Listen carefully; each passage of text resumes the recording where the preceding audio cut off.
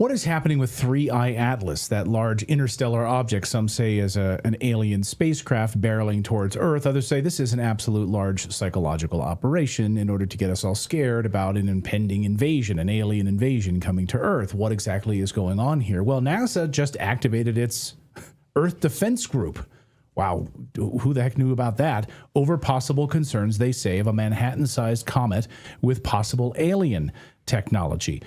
Malaysia and the Philippines also now signing the Artemis Accords. They just signed the Artemis Accords, making it 56 nations together. All of these nations and space programs have signed like bilateral accords with the U.S. and NASA to conduct future space exploration, mining, tourism, etc.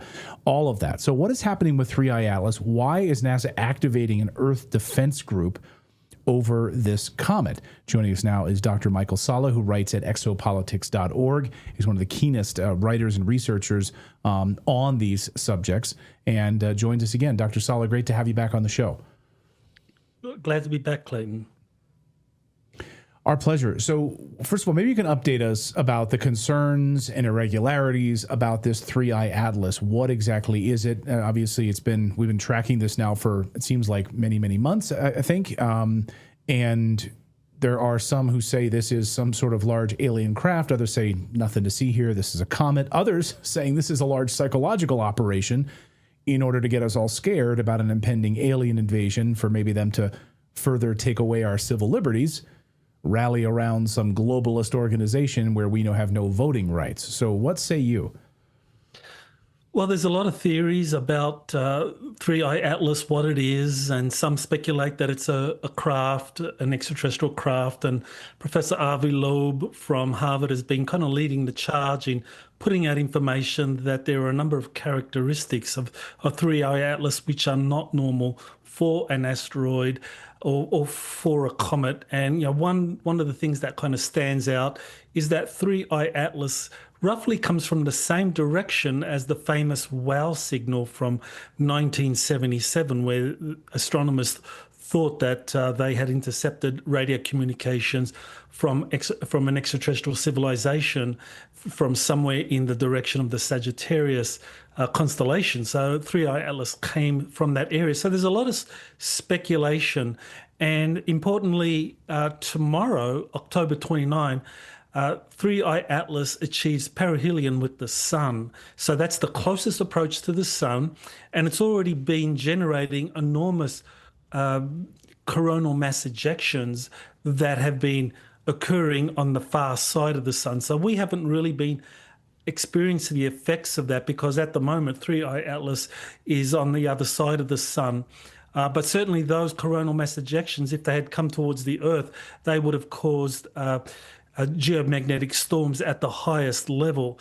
So all of that has led to a lot of speculation. Avi Loeb has been saying that as 3I Atlas achieves perihelion, that this is where they have something called the Oberth effect, where this is the optimal time when an object, if it's artificial, could accelerate or decelerate so that it could experience this kind of slingshot effect around the sun. So there's expectation that this period, or tomorrow, is where there might be signs of that happening, but it's all occurring on the far side of the sun. We are not getting any kind of satellite imagery of what's happening with 3I Atlas, and conveniently the Mars Reconnaissance orbiter, which has a high-resolution camera, the HiRISE camera, which could get high-resolution images of 3I Atlas as it was passing by the sun, passing by Mars, none of those have been released. So on top of all of this, a week ago, you get the International Asteroid Warning Network issuing a notice telling all the world's astronomers and astronomical organizations that they're going to conduct an astrometry campaign to study 3I Atlas. So all of a sudden now, you have this body created or authorized by the United Nations, by United Nations resolution, to study asteroids for any potential impact on Earth. So it's correct that this is a kind of like an early warning group or a planetary defense group, as some are calling it, that could give the heads up that there's an asteroid heading towards the Earth that could impact. And so now you've got this international asteroid warning network notice out there asking for a 2-month period from November 27 up until January 27 that all the world's astronomers are going to be measuring the path of 3I Atlas. And why would that be? And one of the theories is that this is when 3I is likely either going to break up, and people are speculating as to where its fragments might head up, but more plausibly that 3I Atlas is going to release a lot of probes, or that it's a mothership releasing spacecraft, and some of those craft may head towards the Earth. So this Earth Defense Group, and what is their plan? They're going to identify that an asteroid coming to Earth, some sort of impending danger. What do we have to stop it? I mean, is there anything we can do about it at this point? Or is this, again, I come back to the idea of go ahead. I'll let you finish that. Well, officially there's nothing set up to stop an asteroid coming in, other than maybe sending ballistic nuclear missiles in outer space to detonate in the vicinity of an asteroid if it's about to impact the Earth. I mean, what they're really doing is they're tracking 3I Atlas. And what they want to do is get all of the world's astronomical apparatuses, networks out there to track 3I Atlas. So I think it's because it's going to be behaving in a way that needs all eyes on the skies to track, I think, multiple objects coming from 3I Atlas. And I don't think they're anticipating it fragmenting into hundreds of smaller particles. I think there's an anticipation that there could be something released from 3I Atlas, and so they want the world's astronomers to track these so that they know where these objects or where these fragments or probes, whatever it could be released, are going, and officially, they have nothing set up in space to intercept a fragment or a asteroid heading towards the Earth. But in reality, there is a secret space program. Let's talk about that secret space program. As you pointed out to me in a message earlier, you said the big difference between the United States and China-led programs right now on future exploration, mining, tourism, et cetera, whatever's going to happen in space, these sort of bilateral accords with these 56 nations as part of the Artemis Accords, that the U.S. has been sharing some of this ET technology, hybrid spacecraft, reverse anti-gravity technology, and others with some of these countries. But China's approach, they have the technology as well. I mean, we'd be stupid to think that we're the only ones or the Russians are the only ones with this technology. But China has been far more restrictive with their technological approach to reverse engineering of these craft. Do I have that right? Yeah, that's right. Yes. I mean, the United States has had a secret space program going back for decades, using all sorts of advanced technologies. And the best evidence of this is from President Ronald Reagan himself. In 1985, he actually said, and these are in his memoirs, he said that we have the capability of placing 200 astronauts in Earth orbit. Now, at the time, all you had were the space shuttles, and they could take maximum of 10 people at a time, and there were like 5 of them that were operational at any time. So how would 5 space shuttles capable of taking 10 people place 200 or more astronauts in Earth orbit? I mean, so Reagan was acknowledging that there was a secret space program in existence at the time. And I think this secret space program has been built using reverse engineered alien technologies. And there have been a number of whistleblowers coming forward saying these programs are in existence.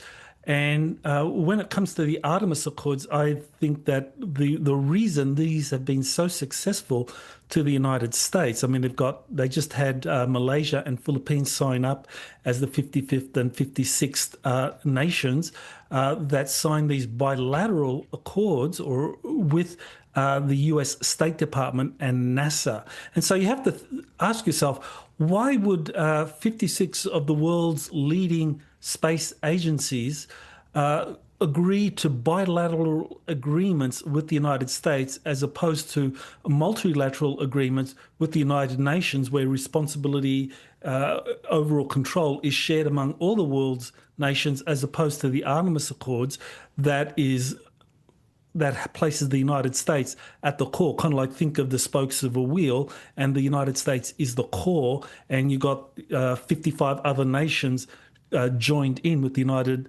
States in terms of space exploration, space mining, tourism, and so forth. And China has set up a rival. It's called the International Lunar Research Station Initiative, where they have 13 nations currently signed up, but the only real major nation in that group of 13, aside from China, is Russia. And so why are nations lining up to join the Artemis Accords as opposed to China's initiative? And according to my insider sources, what's been happening is that the United States has been secretly training international pilots, and we're talking about typically Air Force pilots from the different nations, in how to fly these hybrid human extraterrestrial spacecraft which operate through a kind of like technology mind interface, that this is really advanced technology, and the United States is sharing that in a underground facility near Huntsville, Alabama, which is why I believe Space Command is being relocated to Huntsville, Alabama. And in contrast, China is very parsimonious with sharing its reverse engineered technologies, because it's very wary of the United States kind of like ascertaining exactly what China has. We'll be watching this very closely. I guess we're getting close to getting some answers on this, I hope.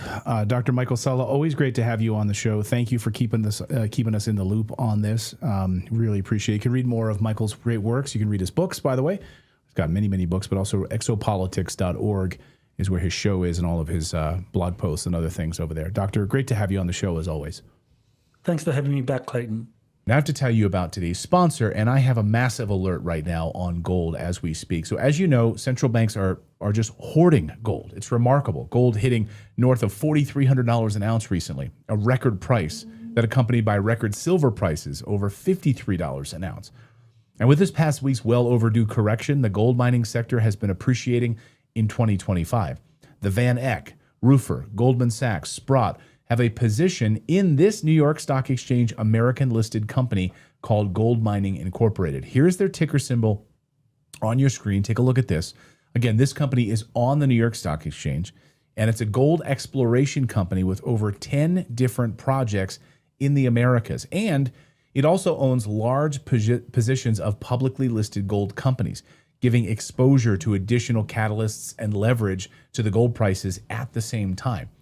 So Gold Mining Inc.'s market cap is roughly around $300 million as of about October 14th of 2025, yet its portfolio of equity holdings, including cash positions, are worth about $210 million alone. And that's based on October 24th closing prices and cash balances as of October 31st, 2025. So that's before giving any value whatsoever to its portfolio of exploration stage gold-focused projects across the Americas. That's amazing. And any additional potential value and optionality from its uranium project located in one of the world's highest grade districts, which is the Athabasca Basin in Canada. On top of all of that, the company has no debt. So let's do the math together on this, because as I said, the market cap of Gold Mining Inc. was $300 million as of October 24th, 2025, which appreciated over 70% in 2025 so far. Based on its most recent MD&A as of August 31st, 2025, and closing prices of underlying securities as of October 14th, 2025, Gold Mining Inc. has positions in these 4 companies, 2 of which nearly tripled in 2025 so far. And on top of that, Gold Mining Inc. owns one of the largest gold and copper resource staged mineral portfolios in the Americas. We're talking over 10 projects located in pro-mining jurisdictions in Canada, the USA, Brazil, Colombia, and Peru, with an estimated 12.4 million ounces of estimated gold equivalent in the measured and indicated category, and an additional 9.1 million ounces of estimated gold equivalent in the inferred category. So, Gold Mining Inc. has announced plans to advance 4 key projects right now. The highlight is the São Jorge project in Brazil. The company commenced its largest ever exploration program in May of 2025. This is a project with approximately 1 gram per ton open pit resource with regional growth potential on an approximate 115,000 acre land package. Targeting resource growth is important given the industry-wide challenge of reserve replacement as major producers are depleting reserves rapidly. Now, the gold mining portfolio includes increasingly scarce large-scale gold and copper projects in gold-friendly jurisdictions. If these projects are progressed successfully, they're just what the major operator will need to replenish reserves mined through production. These projects are in safe jurisdictions with infrastructure advantages and a management team with deep experience in building value over time. Just take, for example, the Yellowknife Gold Project in Canada, the La Mina Gold Copper Project in Colombia. Gold mining's leadership includes mining veterans, including former Goldcorp CEO David Garofalo and serial entrepreneur Amir Adnani, who serves as a co-chairman. And insiders own over 10 million shares, showing some strong alignment with shareholders. Now, if you want exposure to gold through a company with exposure to gold price, a pipeline of development projects, and interesting institutional and insider backing, then Gold Mining Inc. deserves a much closer look. So as always, guys, make sure you review Gold Mining's public filings. They're all public for information, important information regarding it and its projects, including its most recent annual information form and its technical reports that are referenced inside of them.